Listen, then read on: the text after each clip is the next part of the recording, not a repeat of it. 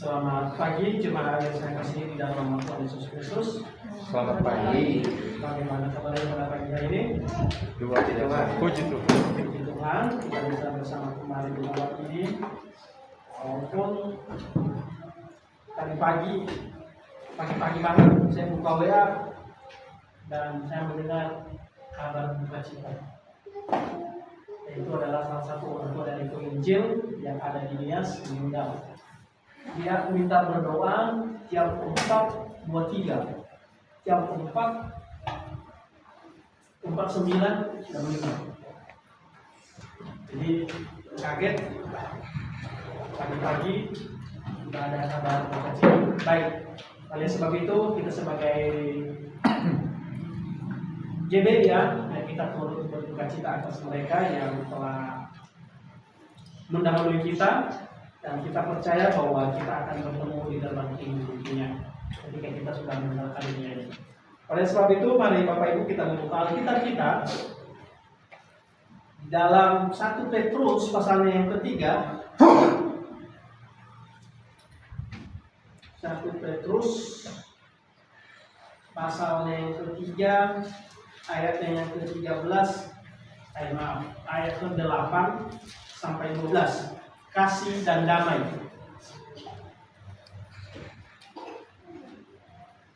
Jika Bapak Ibu sudah menemukannya, kita membacanya secara bersama-sama karena tidak banyak ayatnya, hanya 4 ayat. Jika sudah ketemu 1 Petrus pasal yang ketiga ayat ke-8 sampai 12. 1, 2, 3.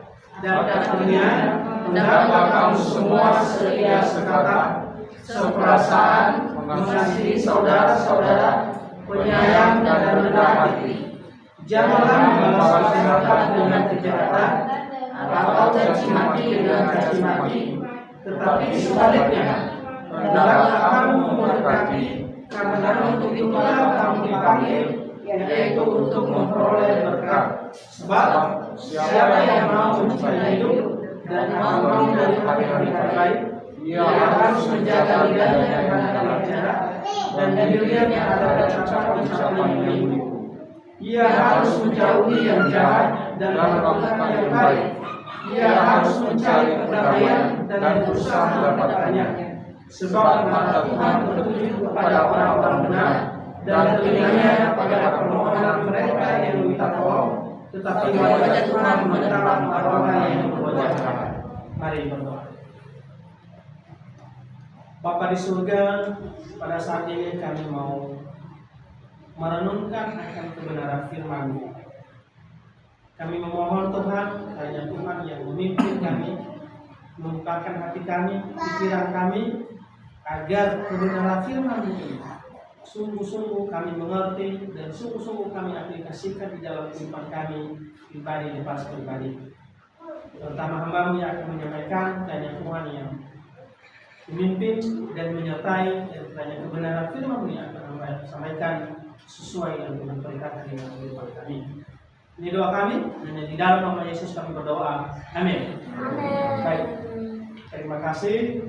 Waktunya sudah diberikan kesempatan kepada saya lagi untuk membagikan kepada kita kebenaran firman Tuhan, bahwa sudah lama sudah nggak menyampaikan kebenaran firman Tuhan, khususnya di jemaat General Salvation.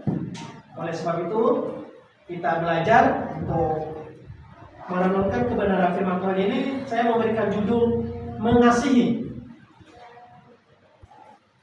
Kenapa saya memilih judul ini mengasihi? Karena hampir semua agama atau kepercayaan mengajarkan manusia itu harus saling mengasihi. Tidak ada kepercayaan atau tidak ada agama yang tidak mengajarkan mengasihi. Hanya saja perbedaannya itu ada banyak, jauh-jauh beda. Kalau kita baca nanti di dalam Matius bahwa orang Kristen ini, kalau mau kamu dikasihi, kalau mau kamu senang, lakukan dulu terlebih dahulu. Jadi dia aktif, nggak pasif. Kalau orang lain, kalau mau kamu tidak diganggu, jangan ganggu orang lain, supaya kamu nggak diganggu. Jadi pasif dia.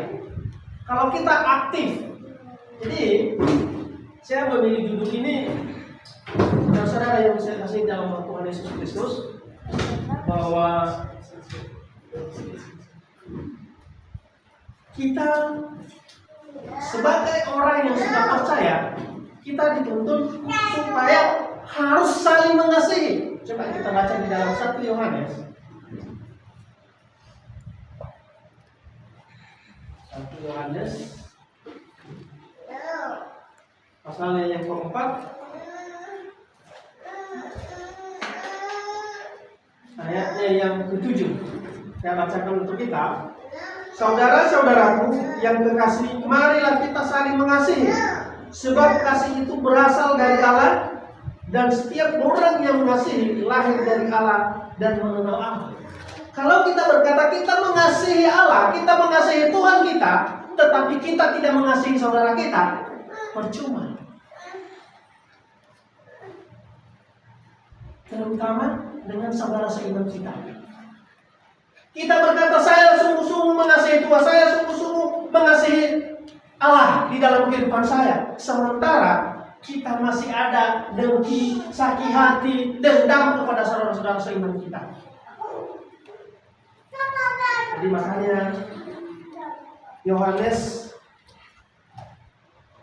ini dikatakan adalah rasul kasih, karena dia sungguh-sungguh menerapkan mengasihi saudara seimannya. Demikian juga dengan kita. Bukan hanya saudara seiman kita, mungkin saudara kamu kita, saudara family kita, juga kita perlu mengasihi itu. Kenapa? Pertanyaannya, kenapa kita harus mengasihi mereka? Karena di dalam Yohanes pasalnya 1 Yohanes tadi pasal 4 ayatnya yang ke-7, dan ada beberapa kali Yohanes menuliskan bahwa kita harus mengasihi. Di ayatnya yang ke-11, saya baca untuk kita lagi. Ayat 11 bunyinya begini.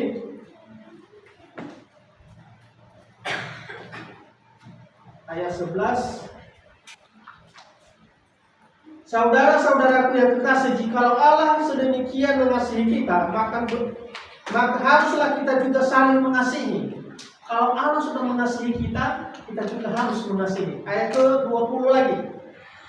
Jikalau seorang berkata, aku mengasihi Allah, dan ia membenci saudara-saudaranya, maka ia adalah pendusta.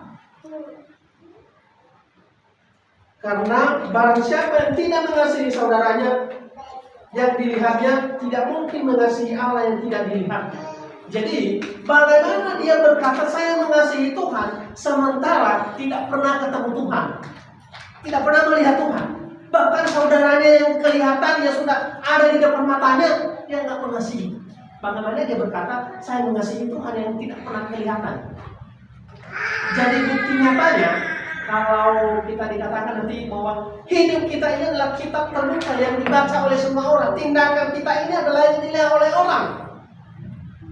Apakah kita mengasihi saudara kita, atau kita justru tidak peduli, membiarkan?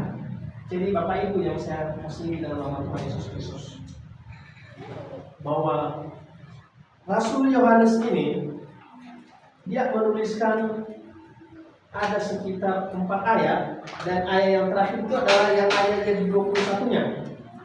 Ayat 21 begini bunyinya, dan perintah ini kami terima dari dia, barang siapa mengasihi Allah, ia harus mengasihi saudaranya. Jadi kalau kita mengasihi Tuhan, kita juga harus mengasihi saudara-saudara kita. Baik saudara seiman kita maupun saudara-saudara kita yang masih belum diselamatkan. Bagaimana mereka supaya diselamatkan kalau kita tidak mengasihi mereka?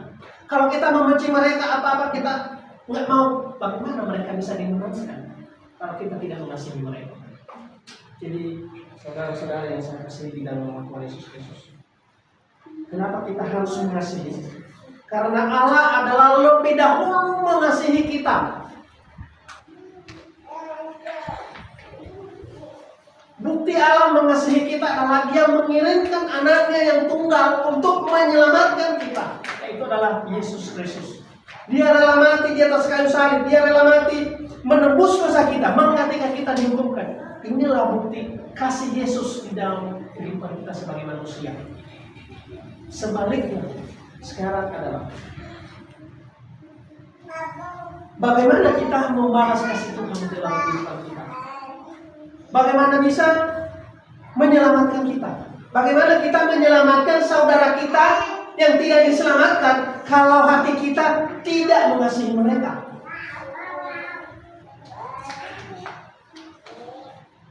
Terkadang memang kita dibilang kita perlu separasi benar.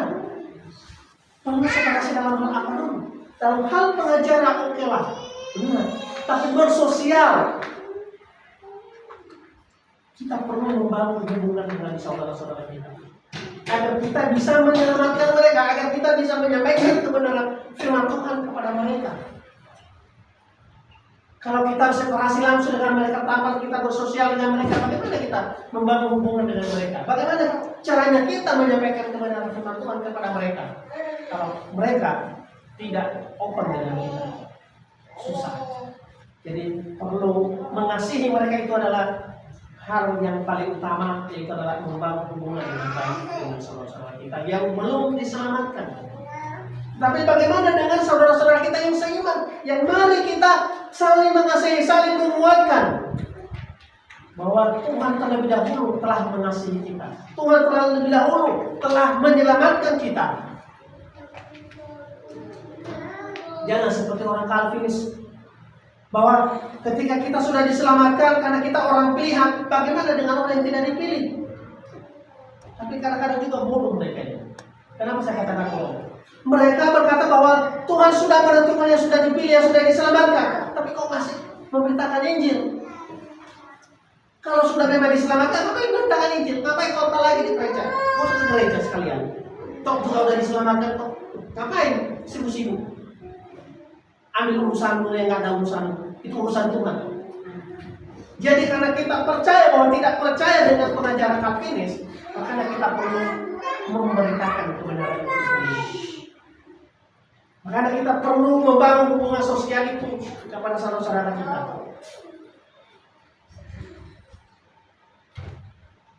Apalagi hidup di kota, apalagi kalau di perumahan, tetangga kita aja nggak tahu namanya.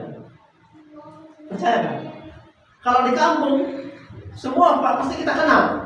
Kalau di kota, karena saya pernah tinggal di kota di perumahan elit di Gadis Serpong. Tetangga saya nggak tahu namanya siapa.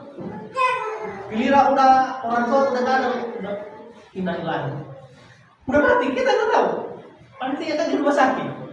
Inilah kehidupan yang membuat kita semakin bersosial itu semakin berkurang.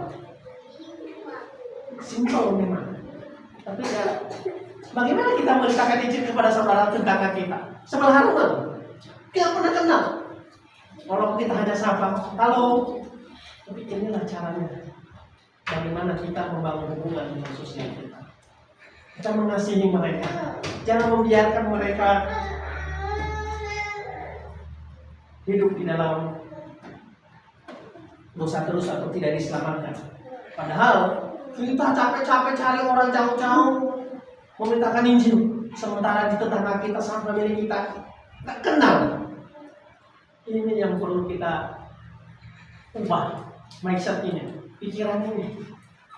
Mungkin perlu cara bagaimana caranya ke depan kita seharusnya memeriksa diri kita atau apapun itu, asalkan kebenaran firman Tuhan itu dapat disampaikan dengan benar. Jadi Bapak Ibu yang saya kasih di dalam nama Tuhan Yesus Kristus, sebenarnya saya membahas ini tadi agak masuk keselamatan, tapi karena kita saya lihat nggak ada yang sudah ada semua diselamatkan, amin. Amin. Sudah diselamatkan semua. Amin. Tadi saya tak bahas keselamatannya lagi. Saya potong khotbah saja cepat kalau begini. Oleh sebab itu, Bapak Ibu yang saya kasih di dalam nama Tuhan Yesus Kristus. Dan akhirnya hendaklah kamu semua seia sekatan seperasaan mengasihi saudara, penyayang dan rendah hati, dan janganlah membalas kejahatan dengan kejahatan atau caci maki dengan caci maki, tetapi sebaliknya hendaklah kamu memberkati, karena untuk itulah kamu dipanggil, yaitu untuk memperoleh berkat. Sebab kita kembali, kenapa Tuhan memberitakan kita harus semua seia, sekata, seperasaan. Jadi di dalam poin yang kita renungkan adalah mengasihi. Bagaimana kita mengasihi saudara kita, bagaimana saudara-saudara kita. Tapi ada perintah Tuhan di dalam konteks yang kita baca ini, yaitu dan akhirnya hendaklah kamu semua seia dan sekata dan seperasaan. Bapak, ini tuh yang saya kasih di dalam Tuhan Yesus Kristus. Tuhan memerintahkan kepada kita di dalam sebuah jemaat kita harus seia, sekata, seperasaan. Dalam hal apa kita seia, sekata, seperasaan? Yaitu adalah hal keselamatan. Dalam hal keselamatan kita harus mengerti bagaimana kita diselamatkan. Dalam hal keselamatan harus mengerti bagaimana kita ditebus oleh Yesus Kristus. Semua harus mengerti ini. Kalau tidak mengerti keselamatannya sendiri, berarti kita tidak seia, tidak sepengajaran, tidak satu baptis, tidak satu gereja. Kita harus memiliki sikap pengajaran yang benar, yaitu adalah seia, sekata bahwa kita diselamatkan hanya melalui Yesus Kristus. Di luar Yesus Kristus tidak ada keselamatan. Inilah yang Tuhan perintahkan kepada kita di dalam sebuah jemaat. Bahkan di seluruh dunia ini yang ada di dalam setiap jemaat lokal harus seia dan sekata. Harus setia dalam keselamatan. Bahwa keselamatan itu adalah tidak ada keselamatan di luar Yesus Kristus. Tidak ada keselamatan di dalam Maria. Tapi hanya di dalam Yesus Kristus. Tidak ada keselamatan karena kita berpuasa. Apalagi lagi puasa sekarang. Menyesal diri, tidak makan. Sampai-sampai larang orang nggak boleh makan, nggak boleh jualan makan. Kadang-kadang kalau saya kerja di PT, kadang-kadang saya kerja di teman saya itu yang suka puasa. Dan sodomi makanannya di mulutnya. Kalau marah-marah lah saya bilangin. Saya bilang, gimana sejarahnya sih kau diperintahin? Kamu ini puasa sungguh-sungguh dari hati atau karena udah tradisi atau udah karena iman kamu seperti itu? Kalau orang makan kamu langsung batal puasa? Iya, saya batal puasa. Tapi kalau begitu itu bukan iman yang benar. Itu karena takut, malu sama teman. Tapi kalau puasa yang sesungguhnya, kami pun kadang-kadang ada puasa. Tapi lah, ada yang melakukan. Bukan karena dia tahan lapar, itu karena timbul dari dalam hatinya. Mungkin ada pekerjaan atau melayani Tuhan. Pada saat makan itu nggak makan, nggak jadi makan lah. Itu baru puasa yang sesungguhnya. Jadi Bapak Ibu yang saya kasih di dalam Yesus Kristus, ini adalah bulan puasa sekarang. Kita tenar kalau di Medan larang orang jualan daging babi. Sekarang di Medan lagi dilarang orang ibadah katanya. Nah, dilarang kebaktian di depan wali kota. Ini lagi heboh-hebohnya di Medan. Kalau dunia sedang perang Iran Amerika, Israel. Semua orang Indonesia ya sok-sok hebat, katanya musnahlah Amerika Israel. Kamu belum tahu, pergilah sana biar tahu. Jangan sana ngomong berkuah di sini tapi nggak tahu. Kamu sampai apa?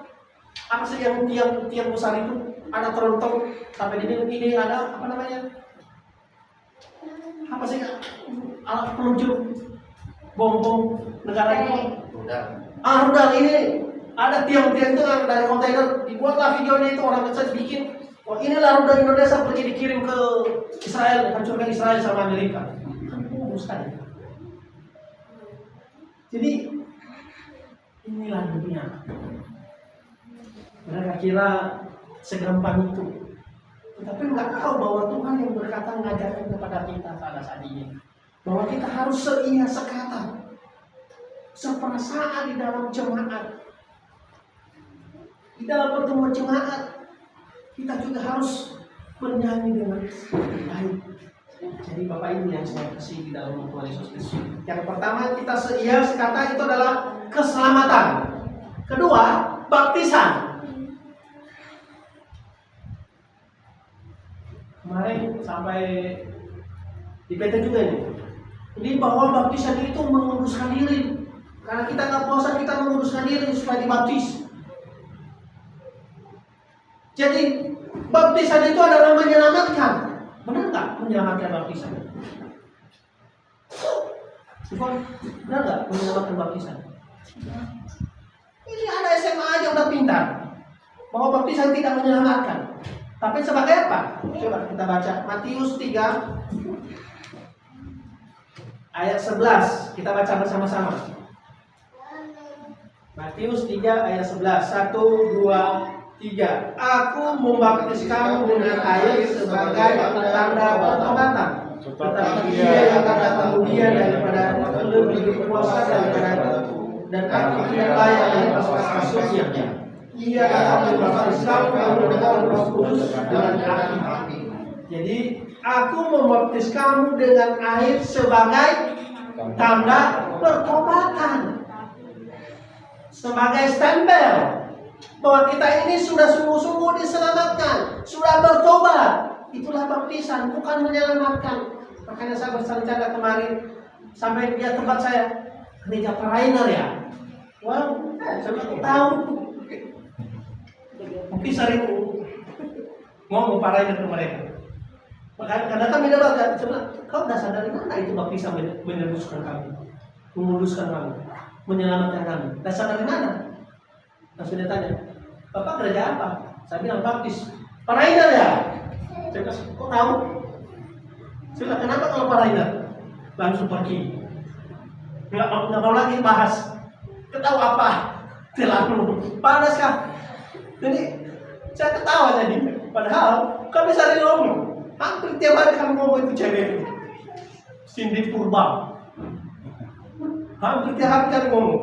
Tapi ketika kami bahas itu, kenapa langsung pergi kamu bahas lagi?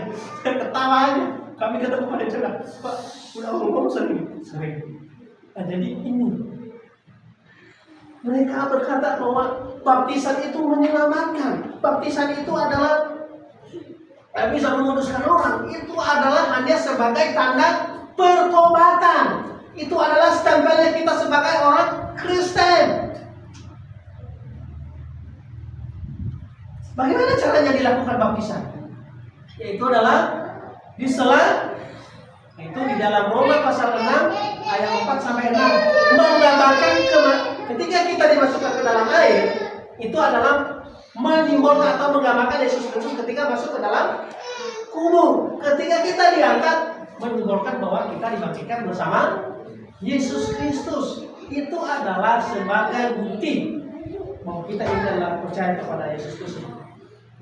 Kedua, ayat ketiga, ia sekata dalam apa tadi? Keselamatan, baptisan.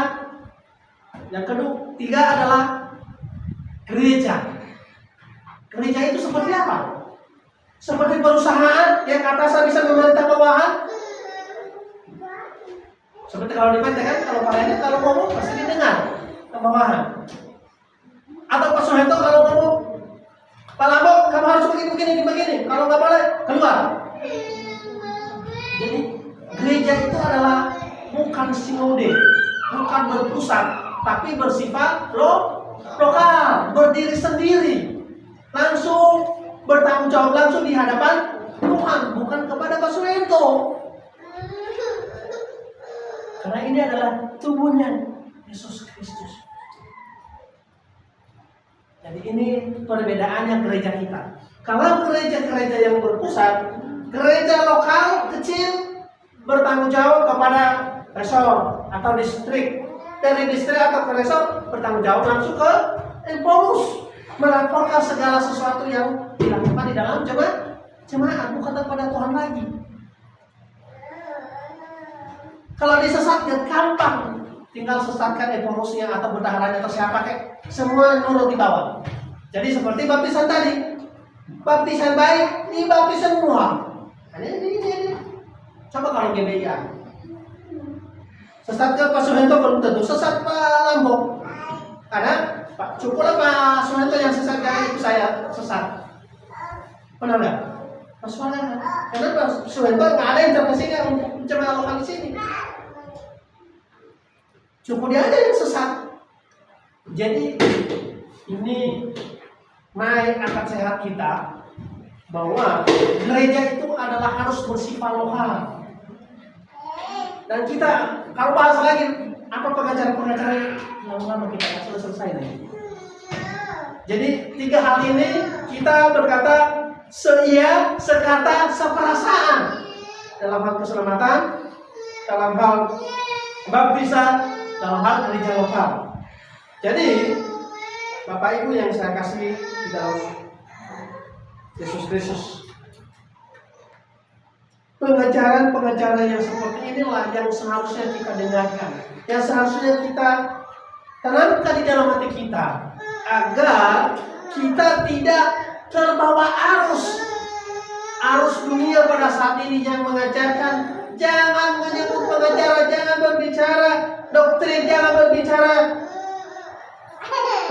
keselamatan, cukup mengajarkan mengasihi. Bukti kasih yang sesungguhnya adalah ketika saudara kita jatuh ke dalam lubang yang dalam, kita ingatkan dia. Itulah kasih yang nyata. Bukan kita justru masuklah. Jangan berbicara sama pengacara lagi, sampaikan nggak usah. Justru kasih yang sesungguhnya ketika kita tahu saudara kita itu dia masuk ke dalam jurang itu, kita sekat, stop, kamu masuk jurang.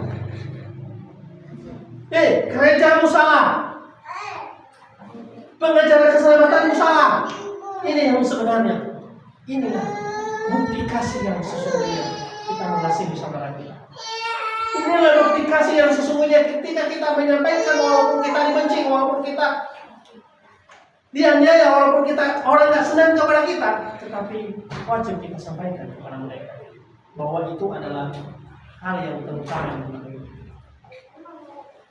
Jadi Bapak Ibu yang saya kasih dalam Yesus Kristus, ini adalah perintah Tuhan yang seia sekata untuk kita renungkan bersama. Kedua,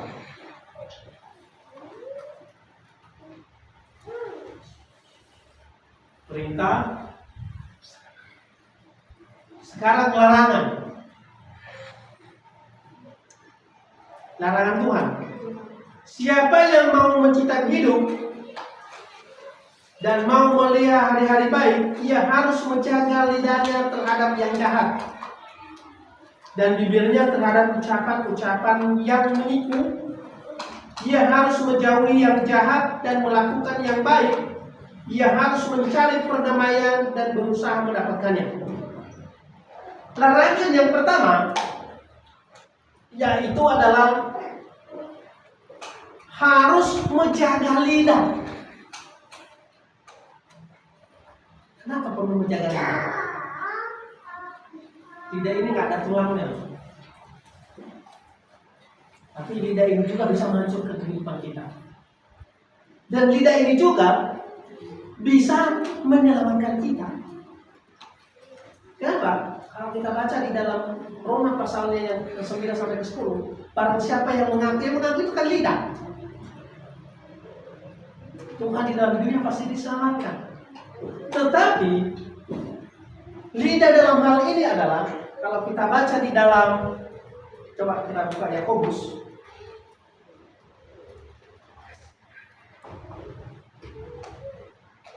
Yakobus pasalnya yang ketiga,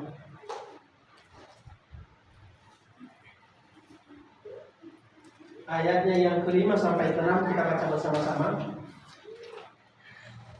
Sudah? 1, 2, 3. Demikian juga lidah, walaupun suatu anggota tubuh kecil dari tubuh, namun dapat mengerjakan perkara-perkara yang besar. Lihatlah, betapapun kecilnya api, ia dapat membakar yang besar. Lidah pun adalah api dan merupakan suatu dunia kejahatan dan mengambil tempat di antara anggota tubuh kita sebagai sesuatu yang menodai seluruh tubuh dan menyalakan obat kehidupan kita, sedang ia sendiri dinyalakan oleh api neraka. Jadi lidah ini adalah api. Kadang-kadang orang berkata seenaknya, semaunya, seegonya dia. Contoh, keluar semua kata-kata hafalan. Lidah ini adalah diumpamakan seperti api yang bisa membakar hutan. Seperti waktu kebakaran di depan rumah Pak Daniel, dibilang serupa. Wih, seru juga ya. Karena apinya besar. Jadi api ini yang bisa membakar. Tuhan melarang kita agar kita bisa menjaga lidah kita ini, bisa menenggang lidah ini, bisa digunakan untuk hal-hal yang baik. Hanya berkata, siapa yang mencintai hidup dan memelihara hari-hari baik, ia harus menjaga lidahnya terhadap yang jahat dan ucapan-ucapannya yang menipu.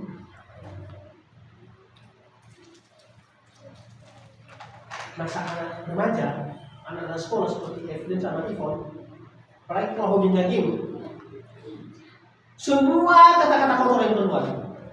Kalau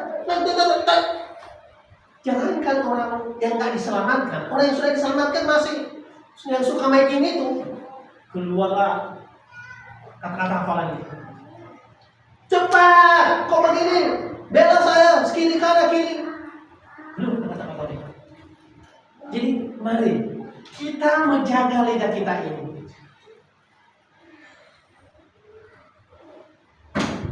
Memang secara pribadi kadang-kadang lidah ini susah dikontrol.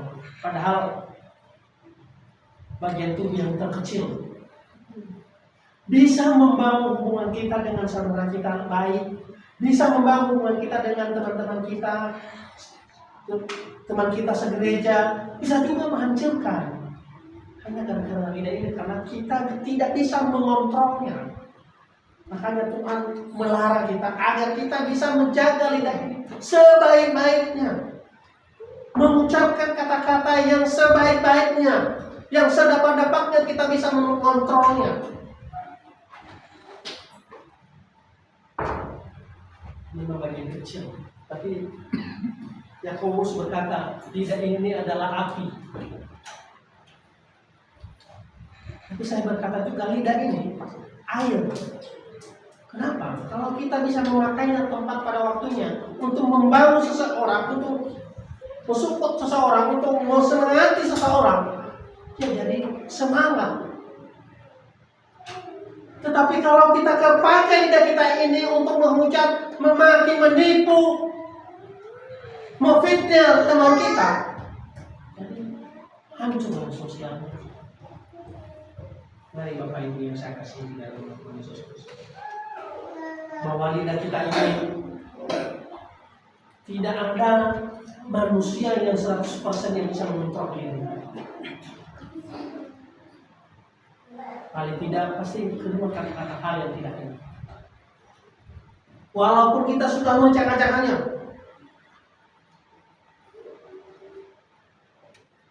tapi terkadang susah berhenti. Jadi mari kita meminta pimpinan Tuhan agar Tuhan bisa memberikan hikmat kepada kita, agar bisa mengontrol lidah ini, karena lidah ini adalah barang api. Kalau pada peribahasa mengatakan jangan bermain api, nanti terbakar. Kalau di Nias ada 3, jangan bermain air panas, nanti terbakar juga. Jangan bermain benda tajam, nanti terluka. Jangan main api. 3 benda ini jangan main-main, bukan mainan.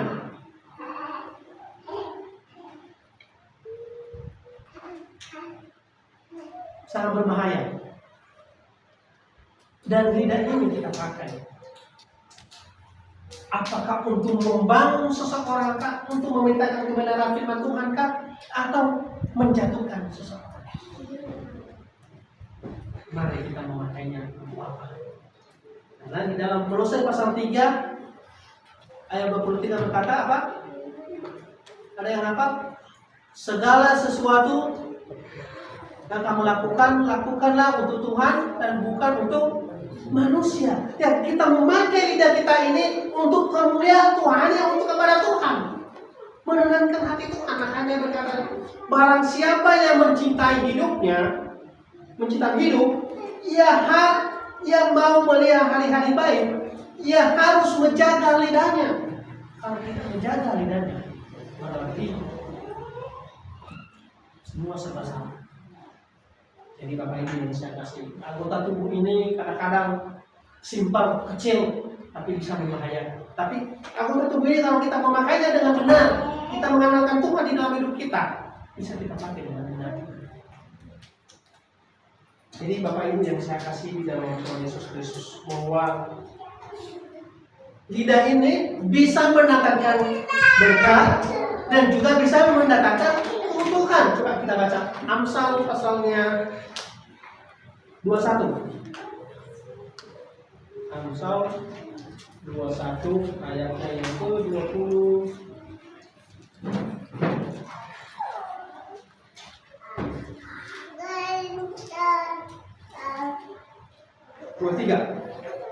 Kalau sudah ketemu Amsal 21, 23. 1, 2, 3. Siapa memelihara mulut dan lidahnya, memelihara diri dari kesukaan. Jadi Bapak Ibu yang saya kasih dalam Tuhan Yesus, barang siapa yang memelihara lidahnya dengan benar di hadapan Tuhan dan memakainya dengan sungguh-sungguh takut akan Tuhan, akan mendapatkan sukacita. Tetapi barang siapa yang tidak memelihara dan tidak menjaganya dengan baik, nikmatilah duka cita itu, kesukaran itu yang kamu nikmati. Jangan sekali-sekali mempersalahkan orang lain, tapi salahkanlah diri sendiri kalau tidak bisa memakai lidah itu dengan baik. Jadi Bapak Ibu yang saya kasih di dalam nama Tuhan Yesus Kristus, bahwa harus menjaga lidah ini terhadap yang jahat dan menjauhi yang jahat, dan kita berusaha mencari perdamaian. Karena kalau tidak ada kedamaian, kalau lidah ini kita pakai, bisa mendatangkan kedamaian bagi kita. Bisa damai dengan suami istri, tapi bisa juga hancur dengan suami istri kalau lidah ini tidak dipakai dengan damai. Jadi mari kita mencari. Begitu juga anak dengan orang tua, begitu juga anak dengan teman-teman, saudara di sekolah atau di tempat pekerjaan. Kalau lidah ini kita tidak pakai dengan benar, maka tidak ada kedamaian itu. Tapi kalau kita memakai lidah kita dengan benar, dengan tepat, maka kedamaian akan ada di dalam hidup. Jadi Bapak Ibu yang saya kasih di dalam nama Tuhan Yesus Kristus, bahwa Tuhan telah memberikan larangan kepada kita. Tuhan telah memberitakan kepada kita seia sekata di dalam hal keselamatan, di dalam hal baptisan, pengajaran kita, pengajaran gereja, dan juga Tuhan memberikan larangan kepada kita agar kita bisa menjaga lidah ini dengan baik, agar ketika kita memakai lidah kita ini, kita mendapatkan kedamaian yang nyata dari Tuhan kita. Jadi kedamaian yang sesungguhnya adalah hanya ada pada Yesus Kristus. Di luar Yesus Kristus tidak ada kedamaian yang sejati. Semua kedamaian kita nikmati di dunia adalah bersifat fana. Sementara tidak ada yang damai selama-lamanya. Pasti ada kesusahan. Tapi ketika kita ada di dalam Yesus Kristus, kedamaian itu adalah abadi untuk selama-lamanya. Jadi mari Bapak Ibu yang saya kasih di dalam nama Tuhan Yesus Kristus, setelah memberikan perintah, larangan, sekarang adalah janji. Coba kita baca ayatnya yang ke-12. Sebab mata Tuhan tertuju kepada orang-orang benar dan telinganya kepada permohonan yang mereka minta tolong, tetapi wajah Tuhan menentang orang-orang yang berbuat jahat. Jadi janji Tuhan kepada kita yaitu adalah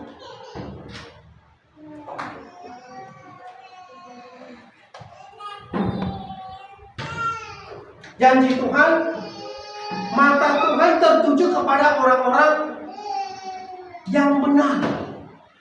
Tuhan berjanji akan melihat orang-orang yang benar. Segala sesuatu yang dikerjakan orang-orang benar pasti dicatat. Makanya kalau nanti di dalam Roma dan di Matius, bahwa seorang penginjil yang memberitakan kebenaran firman Tuhan kepada semua orang atau kepada siapapun, itu adalah Tuhan sudah catat. Atau jangankan memerintahkan izin, orang yang memberikan secangkir gelas air putih saja kepada hamba Tuhan sudah menyimpangin Tuhan. Tapi inilah janji Tuhan kepada orang-orang yang sudah sungguh-sungguh diselamatkan, yang sudah sungguh-sungguh mendapatkan kepastian masuk surga, bahwa Tuhan akan melihat, mencatat segala sesuatu yang dikerjakan oleh orang yang benar itu, karena upahmu besar di surga.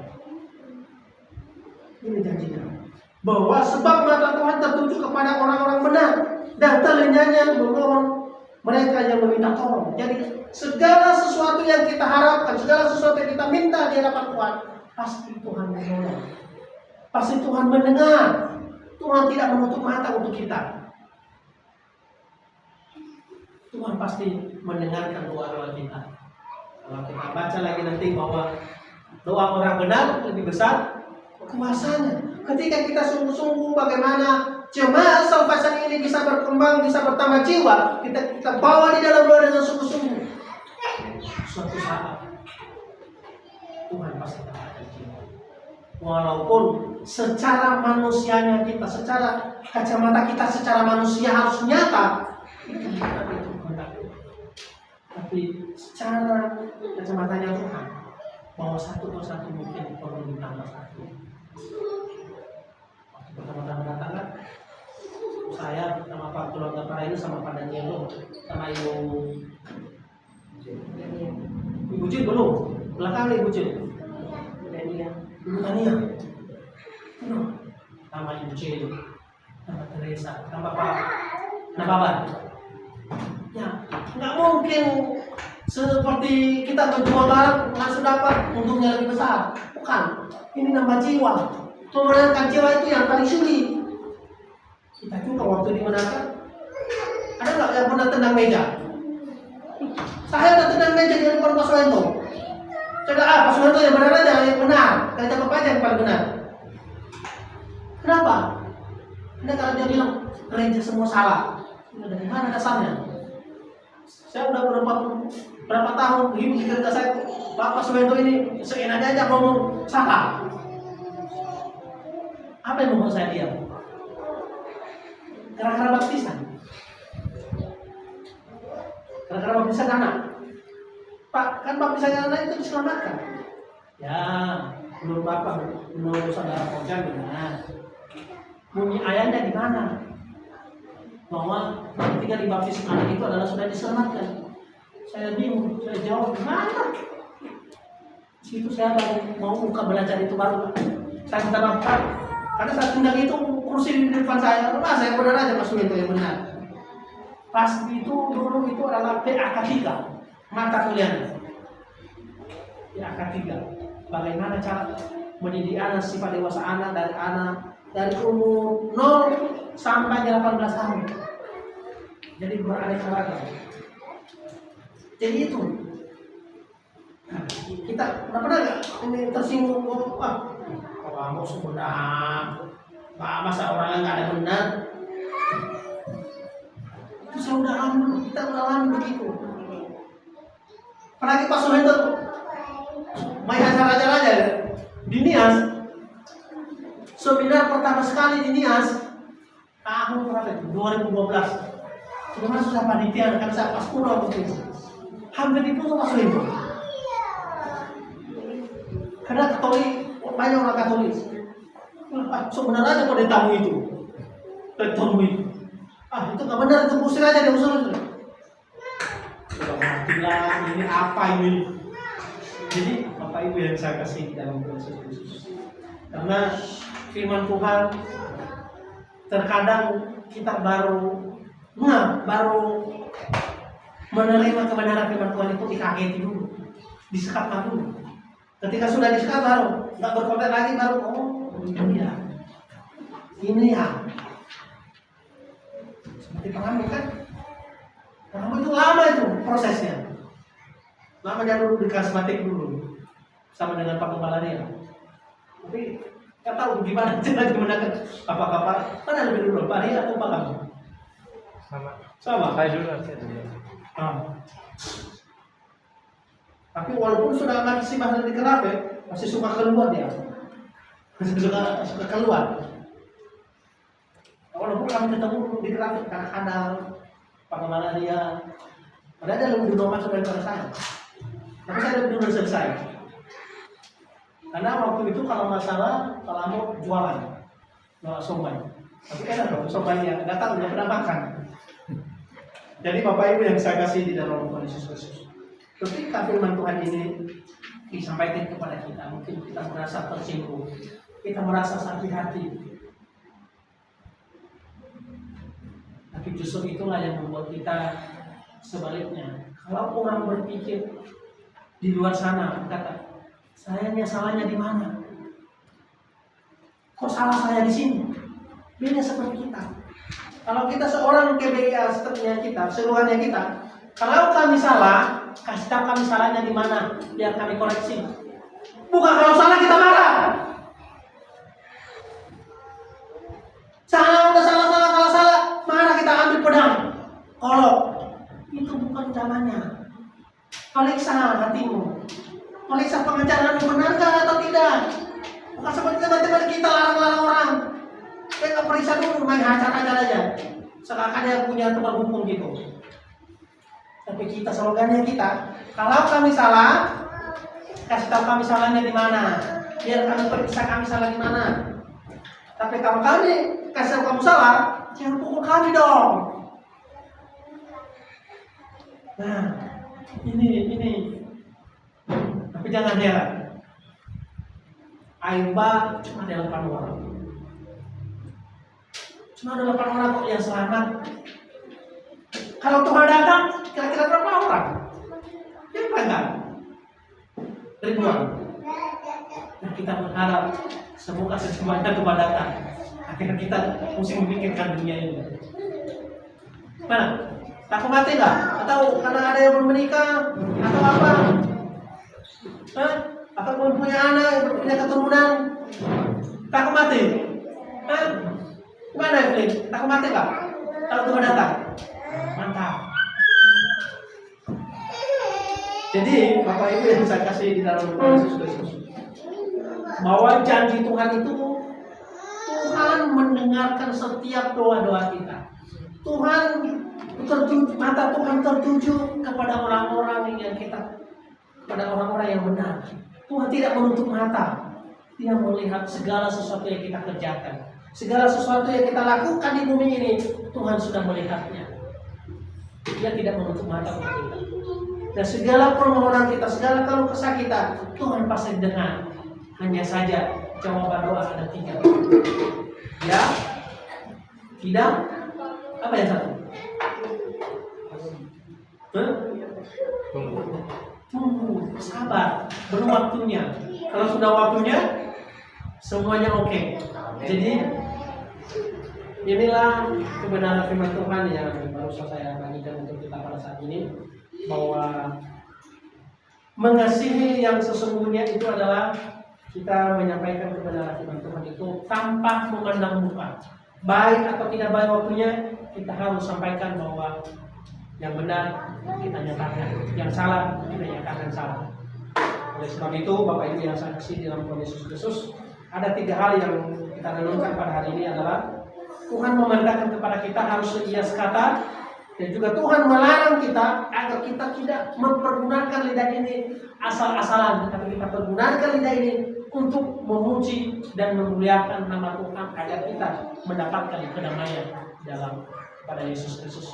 Dan hal yang ketiga adalah Tuhan berjanji kepada kita bahwa Tuhan memandang kita, melihat kita, tidak menutup mata kepada kita setiap orang yang ada di dalam kebenaran firman Tuhan. Kiranya kebenaran firman Tuhan pada saat ini dapat kita aplikasikan dan kiranya Roh Kudus yang menambahkan kami dalam kehidupan kita. Mari kita. Bapa di surga, kami bersyukur dan berterima kasih kepadamu atas kebenaran firman-Mu yang sudah kami renungkan.